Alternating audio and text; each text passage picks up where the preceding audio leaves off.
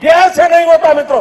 मैं शासन में बैठा हूं, मुझे मालूम है इस प्रकार से रुपया इतनी तेजी से गिर नहीं सकता। क्या कारण है हिंदुस्तान का रुपया पतला होता जा रहा है? चाहती हूँ अध्यक्ष जी, रुपया केवल एक कागज का टुकड़ा नहीं होता, रुपया केवल एक करेंसी नहीं होती।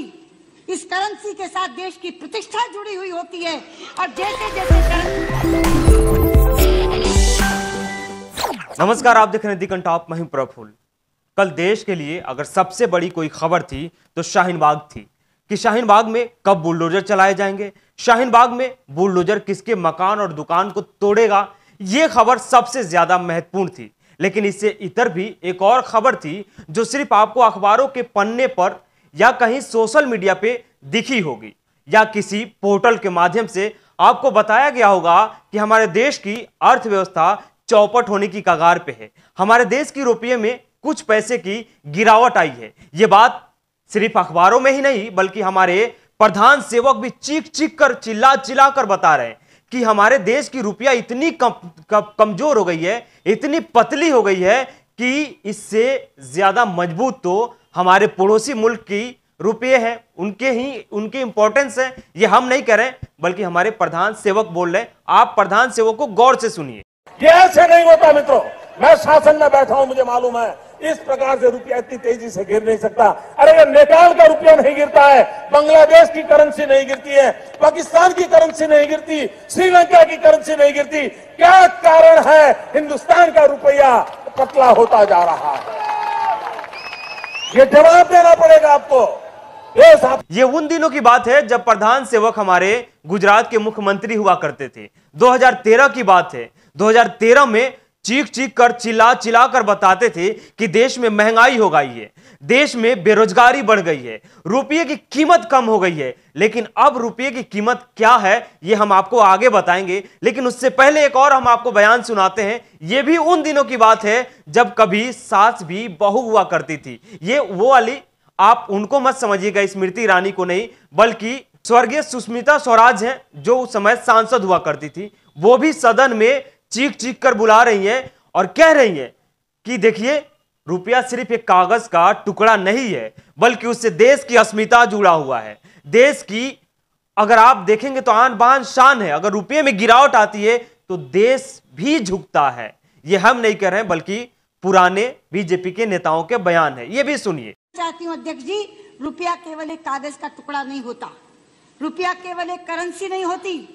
इस करेंसी के साथ देश की प्रतिष्ठा जुड़ी हुई होती है और जैसे जैसे करेंसी गिरती है तैसे तैसे देश की प्रतिष्ठा गिरती है। हमने दोनों बयान आपको सुनाया, इसलिए सुनाया क्योंकि कल आपने अपने घरों के जब टीवी को ऑन किया होगा तो सिर्फ एक खबर है आपको दिखाई जा रही होगी कि शाहीन बाग के इलाके में आज बुलडोजर की दस्तक हो गई है। बुलडोजर पहुंच गया है। अब जल्द ही, मतलब ऐसा लगता होगा कि क्रिकेट मैच आप देख रहे हो, वर्ल्ड कप हो और लास्ट का 6 गेंद बचे हो और 6 गेंद पर 12 रन बनाना हो। एक एक गेंद पे आपको सस्पेंस क्रिएट किया जा रहा होगा कि भैया अब तो इंडिया छक्का लगा ही देगा, या अगले गेंद पे चौका लगने वाला है, या अगले गेंद पे कुछ ना कुछ होगा और मैच जीत जाएंगे। यही हो रहा था कल की खबरों में। लेकिन कहीं बेरोजगारी पे बात नहीं हो रही थी, कहीं रुपये में जो गिरावट आई उसके लिए कहीं कोई चर्चा नहीं। कहीं भी स्टूडियो में कुछ लोग बैठकर जो अर्थव्यवस्था के बारे में बहुत बड़े अपने आप को ज्ञाता समझते हैं वो भी आपको नजर नहीं आए। ना ही हमारे देश के टीवी एंकराइन ये सवाल पूछते नजर आए कि आखिर इतने दिनों के बाद, या यूं कहें तो 75 सालों में रुपये की स्थिति इतनी कमजोर क्यों हो गई। 75 सालों में सबसे ज्यादा रुपये में गिरावट मोदी सरकार में क्यों हुई।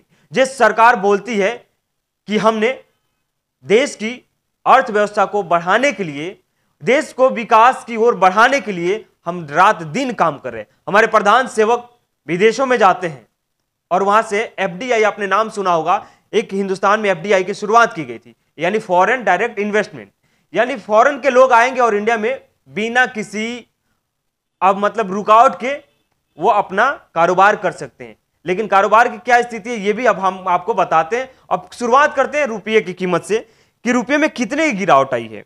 75 साल बाद अमृत महोत्सव काल है, अमृत महोत्सव काल मना रहे हैं और रुपये में 50 पैसे की कल गिरावट हुई और डॉलर में उछाल होता है।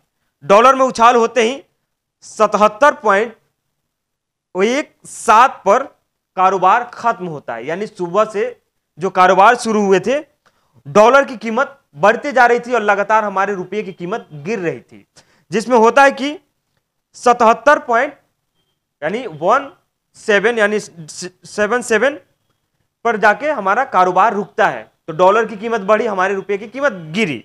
इससे 6 महीना पहले भी आप देखेंगे तो रुपये की में गिरावट आई थी, डॉलर में बढ़ोतरी हुई थी। उस पर भी सरकार का तर्क था कि विदेश या विदेशी बाजार है, या आप एक्सटर्नल चीजों को दिखाया गया था, एक तर्क गढ़ा गया था कि उसके वजह से ये सब चीजें होती है। खैर, हम आगे और बढ़ते हैं। उसके बाद कारोबार समाप्त होने के बाद रुपया में 56 पैसे की गिरावट आ जाती है। लास्ट होते होते 56 पैसे की गिरावट आती है और फिर डॉलर में उछाल होता है। जो शाम के समय ये सब लेखा जोखा लिया जाता है, तब की बातें कर रहा हूं। 77.46 की बढ़ोतरी हो जाती है, यानी डॉलर उछाल पे चला जाता है। डॉलर उछाल के वजह से देश में क्या स्थिति है, यह भी हम आपको अब बताते हैं। लगातार हमने देखा होगा कि हमारे प्रधान सेवक विदेशों में दौरा कर रहे हैं, विदेशी मंत्रियों से बातचीत करते हैं और यहां पे इन्वेस्ट करने के लिए विदेशों की कंपनियों को या वहां के कारोबारियों को आमंत्रित करते हैं कि आइए हमारे देश में व्यापार कीजिए। लेकिन स्थिति यह हो गई है कि ज्यादातर जो बाहर के कारोबारी है, इन्वेस्टर हैं या कंपनी लगाना चाहते हैं, कारोबार करना चाहते हैं, वो अब भाग रहे हैं। भाग क्यों रहे हैं? क्योंकि लगातार रुपये की गिरावट हो रही है, रुपये में गिरावट आ रही है और डॉलर में उछाल होते जा रहे हैं, जिससे उनको मुनाफा नहीं बल्कि नुकसान उठाना पड़ रहा है। लेकिन उसके बावजूद भी सब चंगासी का आलाप जपा जा रहा है। उसके बाद चलिए हम आपको थोड़ा सा आगे ले चलते हैं कि इस पे कांग्रेस ने पलटवार भी किया कि जो सरकार हमेशा कहती रही कि रुपये में गिरावट हो रही है, जब विपक्ष में थी बीजेपी, तो आज इस गिरावट को क्या कहा जाएगा।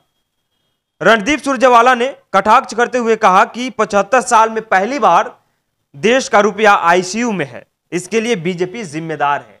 यानी अब रुपया को आईसीयू में एडमिट कर दिया गया है। जैसे कोरोना के समय में मरीजों को आईसीयू में एडमिट कर दिया गया था, फैसिलिटीज नहीं थी, उसी तरीके से बस रुपये में गिरावट हुई है, लेकिन सरकार मानने को तैयार नहीं है।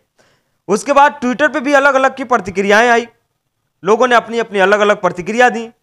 कुछ लोगों ने कहा कि रुपये में गिरावट कोई बड़ी बात नहीं है, इससे अच्छा काम तो हो रहा है, देश में बुलडोजर चलाए जा रहे हैं। आज भी आप खबरों में देख ही रहे होंगे कि सुबह से टीवी स्क्रीन पे बुलडोजर दिख रहे होंगे कि किस मोहल्ले में किसके मकान को बुलडोज किया गया, किसके दुकान को तोड़ा गया। लेकिन ये सब चीजों पे चर्चा नहीं हो रही है। तो खैर, देश की अर्थव्यवस्था कहां जा रही है, किस तरफ ले जाया जा रहा है, यह भी सोचने की जरूरत है। खैर, अशोक कुमार पांडे ने एक ट्वीट किया और लिखा कि घरेलू बाजार में आटा महंगा हो गया है और विश्व मुद्रा बाजार में रुपया सस्ता हो गया है। आटे की कीमत आप जानते होंगे कि आटे की कीमत क्या है, वही ये बोल रहे हैं। उसके बाद अमित नाम के एक ट्विटर आईडी से लिखा जाता है, लॉन्ग टर्म देश के लिए अच्छा है। यानी हम बड़ा दूरदर्शी लोग हैं और प्रधान सेवक बड़े दूर का दिखाते हैं, तो अच्छा है। और फिर मंदिर तो बन रहा है ना, आटे की क्या जरूरत है, मंदिर बन रहा है, विश्वनाथ कॉरिडोर का उद्घाटन हो रहा है, घरों पे बुलडोजर चल रहे हैं, तो आटे की क्या चिंता है, आटे की क्या जरूरत है। पैसे में अगर गिरावट भी आ रही है तो राम भजो, मंदिर में आप दर्शन करने जाइए, आलाप लगाइए, बुलडोजर को देखिए। ये तमाम मुद्दे आपके सामने रखे जा रहे हैं जो कहीं ना कहीं गुमराह करने की कोशिश हो रही है। तो खैर, आप देखेंगे नोएडा के स्टूडियो में ये मुद्दे कल आपको कहीं नजर नहीं आई होगी और इस तरह की खबरें भी आपके सामने नहीं प्रसारित की जाती होगी, क्योंकि आपका माइंड डाइवर्ट करना है, आपको डाइवर्ट करना है, मुद्दों को डाइवर्ट करना है। इसीलिए बुलडोजर को लाके आपके आंखों के सामने खड़ा कर दिया गया ताकि पर्दे के पीछे की हकीकत ना दिखे। तो खैर, रुपये में गिरावट आई है 56 पैसे की और डॉलर में बढ़ोतरी हुई है 77.46 पैसे की। यानी इतने के उछाल है और एक तरफ 56 पैसे की गिरावट है। तो इसको भी विकास समझिए, नीचे की तरफ हो या ऊपर की तरफ हो, विकास मान लीजिए, सब चलता है और सब चंगासी वाला आलाप लगाते रहिए। अच्छे दिन कब आएंगे इंतजार करते रहिए। हम भी ऐसे खबरें आप तक लाते रहेंगे, बताते रहेंगे कि क्या चल रहा है और हमारे प्रधान सेवक ने जो सपने दिखाए थे वो सपने कहां तक साकार हुए हैं और सपनों को साकार करने के लिए हमारे प्रधान सेवक क्या कर रहे हैं वो उससे भी हम आपको बाखबर कराते रहेंगे। बने रहिए आप हमारे साथ। अगर अभी तक आप हमारे चैनल को सब्सक्राइब नहीं किए होंगे तो सब्सक्राइब कर लीजिए। यूट्यूब पे देख रहे हैं तो बेल आइकन दबाइएगा, अगर फेसबुक पे देख रहे हैं तो फॉलो जरूर कीजिएगा।